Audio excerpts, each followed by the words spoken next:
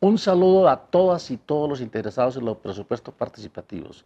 Primero hay que decir que los municipios, las ciudadanas, los ciudadanos y las organizaciones tienen o tenemos tres momentos fundamentales. El primero, la imposición de mandato a los candidatos a cargos de elección popular. Es un derecho constitucional, artículos 3, 40, 103, 133 y 259. Fue el derecho más importante que dejó la Constitución, desafortunadamente poco ejercido, pero hay que seguir insistiendo en él, imponer condiciones a los candidatos, pero antes de elegirlos. El segundo momento es el momento de los planes de desarrollo. Hoy, por ley 1551, por ley 1757, los planes de desarrollo deben incluir los planes de vida de las comunidades indígenas, los planes de desarrollo comunales, comunitarios y las propuestas ciudadanas.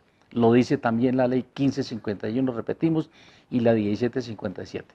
Y el tercer momento es de la participación ciudadana en la elaboración de los presupuestos municipales, departamentales y nacional. Por Constitución Política de Colombia, artículo 345, todo gasto debe estar previsto en el presupuesto. Es decir, nada se puede gastar que no esté ahí incluido. Por eso es en donde hay que incidir.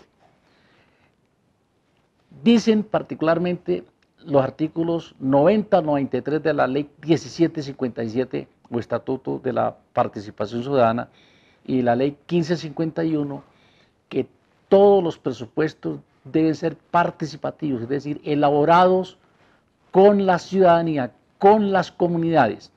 Además, el artículo 40 de la 1551, en su último inciso, dice que todo presupuesto debe contener un rubro llamado presupuesto participativo. Esto deberá ser así desde el 2012, cuando tiene vigencia la ley 1551 y no se ha cumplido.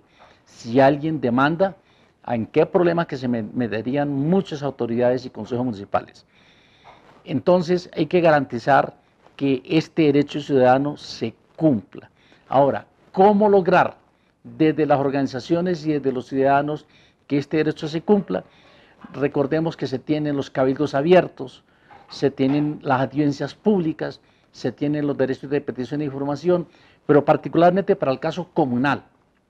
Recordemos que la ley 743, artículo 35, dicen que los dirigentes comunales tienen derecho a reunirse por lo menos 2 veces al mes en días no laborables con las autoridades municipales.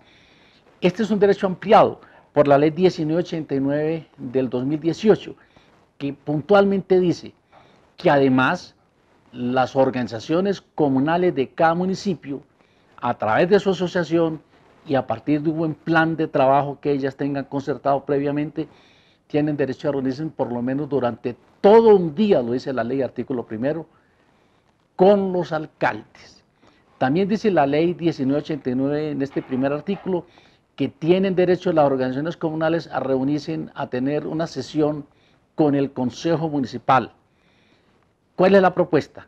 Que entonces dirijamos desde las organizaciones unos oficios a los jefes de planeación diciéndoles, señores jefes de planeación, referencia, derecho de petición y de información, queremos recordarles que teniendo el derecho a reunirnos con ustedes por lo menos 2 veces al mes, es urgente que nos encontremos para mirar cómo es que están incluyendo las necesidades y aspiraciones de las comunidades en el proyecto de presupuesto para el próximo año. Igualmente, un oficio en el mismo sentido, dirigido al señor alcalde, diciéndole al alcalde, definamos en el mes de octubre, lo que falta de octubre o antes de que se apruebe el presupuesto en el municipio de noviembre, una fecha para que nos reunamos conforme dice la ley, para que definamos las propuestas, los alcances de las comunidades en la elaboración del presupuesto. Y en el mismo sentido, un oficio al Consejo Municipal, diciéndole, señores Consejo, la ley 1989 dice que nosotros tenemos derecho a tener una sesión exclusivamente con nosotros. ¿Para qué es esa sesión? Para discutir las propuestas ciudadanas y comunales, comunitarias, en el presupuesto para el próximo año. Es muy importante enviar estos oficios, diciendo además que con subsidio de acción de tutela y de acción de cumplimiento, es decir, que si no responden, pues que se atengan a la justicia.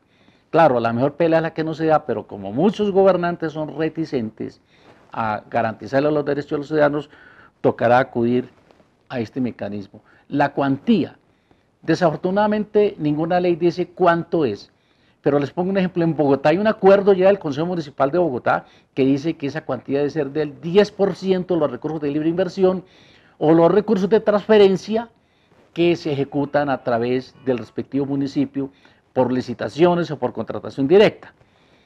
Igualmente, en la alcaldía anterior decidieron inclusive que no fuera el 10%, que fuera el 50% asignado, y fue un ejercicio muy importante que desarrolló la Federación Comunal de Bogotá.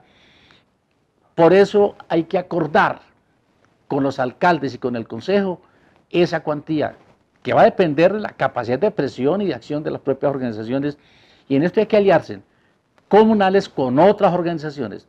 A partir de los derechos comunales, invitar a otros sectores ciudadanos interesados en el tema, los campesinos, muy importante que estén vinculados a este proceso. ¿Qué programas sugerimos que deben priorizar en el proyecto de presupuesto para los próximos años? En primerísimo lugar, hoy en medio de la pandemia, un plan de emergencia para la supervivencia, que introdujo el mismo gobierno nacional en mayo cuando estableció la ampliación del periodo para aprobar los planes de desarrollo hasta el 15 de julio, pero que no hicieron los municipios, no incluyeron este plan de emergencia para la supervivencia en los planes de desarrollo, pero entonces pidamos que se incluya ahora plan de emergencia para la supervivencia centrada en la alimentación. Lo primero que debe hacer todo Estado en medio de una emergencia como esta son los recursos para la supervivencia, para la alimentación. Por eso quitémonos de la cabeza el lío de las obras de arena y cemento que tanto interesan a la clase política, a los gobernantes, y centrémonos en lo urgente, en apoyar al campo, en la comercialización de los productos agropecuarios, en la olla comunal, en la huerta casera, en la agricultura urbana, en las orellanas, en los hidropónicos. Hay mucho que hacer aquí para garantizar la supervivencia futuro. En este tema agropecuario también queremos recordarles que hay una ley muy importante, que es la 2046, de hace un mes no más, de ahora de julio.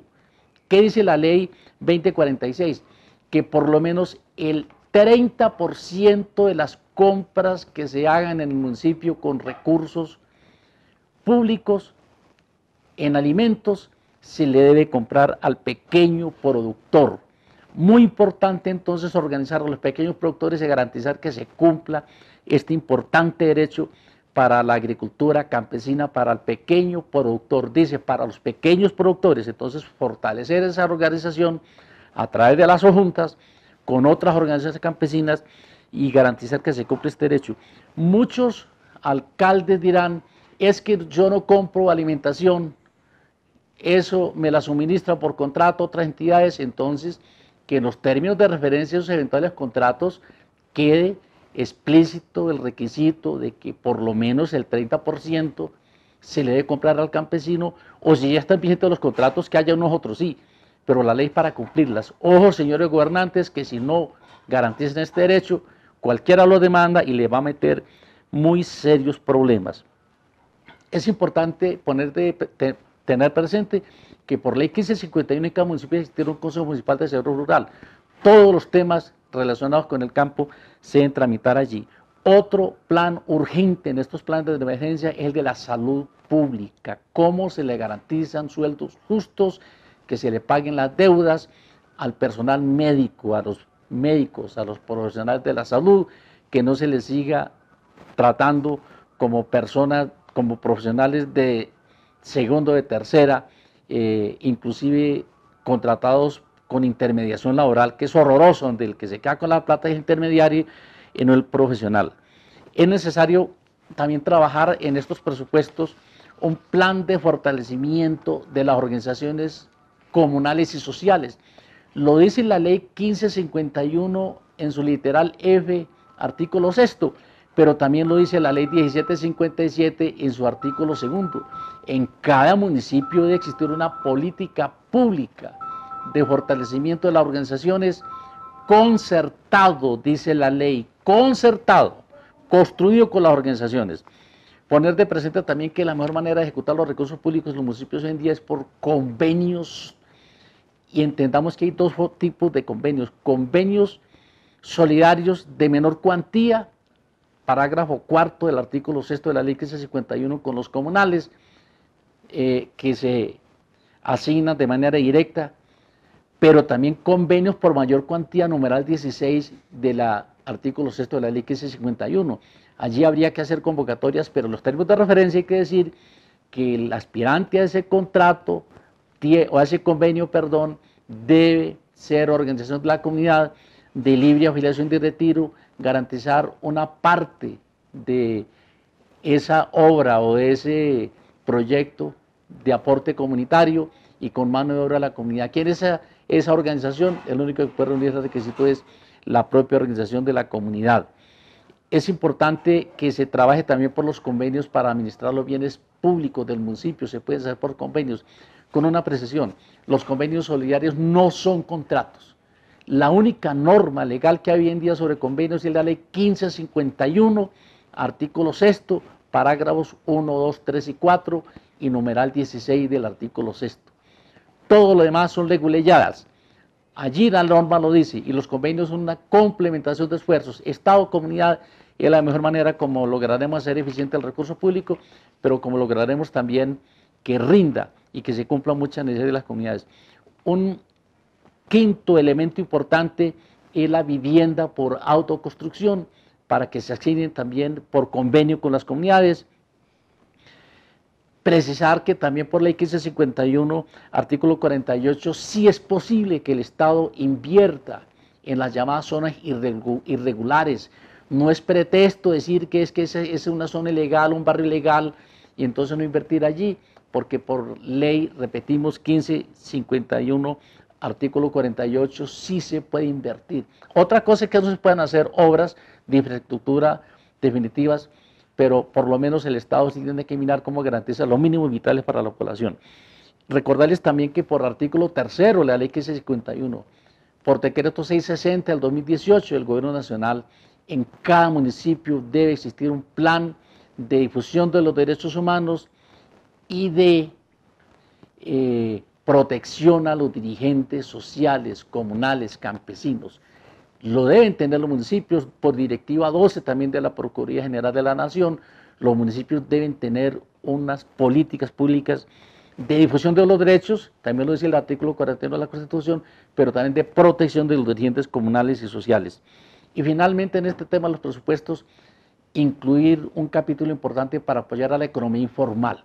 Recordemos que hoy ya, después de la pandemia, cerca del 70% de las personas en Colombia derivan el ingreso de la economía informal.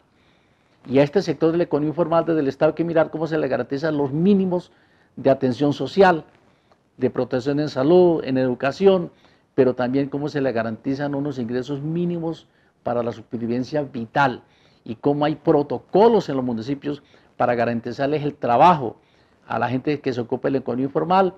Y claro, si fortalecemos el campo, muchos de estas personas hoy ocupadas en la economía informal que proceden del campo verán una buena opción para retornar a él. Cualquier información que quieran complementaria, por favor nos la solicitan al correo electrónico nuestro gcardonam@gmail.com o también accedan al canal de YouTube Observatorio Nacional Comunal o a los teléfonos de nuestras organizaciones comunales, de la Confederación Comunal, del Observatorio Comunal, de sus federaciones, pero por favor no se queden con los brazos cruzados para ejercer estos derechos.